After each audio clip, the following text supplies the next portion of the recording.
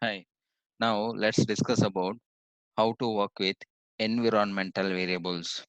Before going to that, what is environmental variables? We will understand. Here we will use to call it as a global variables also. Let's take this example, same email automation example. What we have done here, we have used that username and then password here, right? Okay.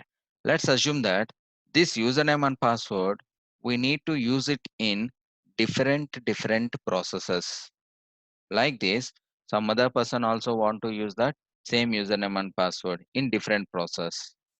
And other person also want to use the same username and password in different process.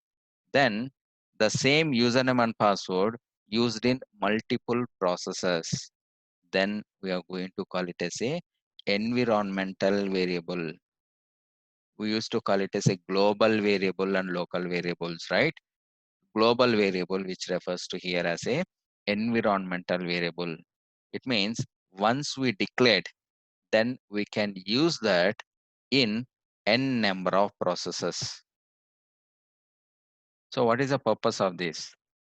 Easy to use, it's a reusable, and when you are using that, you cannot able to edit.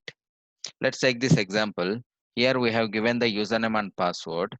Now this username and password, with the same username, email ID, other persons also want to work in a team, then we need to share that username and password to them, right? It's difficult to share the username and password to them with the multiple persons. In these situations, what they will do is we are going to create environmental variable that once you created environmental variable, you can use that environmental variable in n number of processes. Let's observe this where we are going to create environmental variable. We are going to create environmental variable in system manager. Observe this system. Here we have two things. One is process environmental variable. Another one is object environmental variable. Right? Observe this environmental variable, environmental variables. If you create this in any one place, then it is going to reflect in all the places. It means if you create it process studio, it will be reflected in object studio. If you create it in object studio, automatically it will be available in process studio. No need to create in both the places.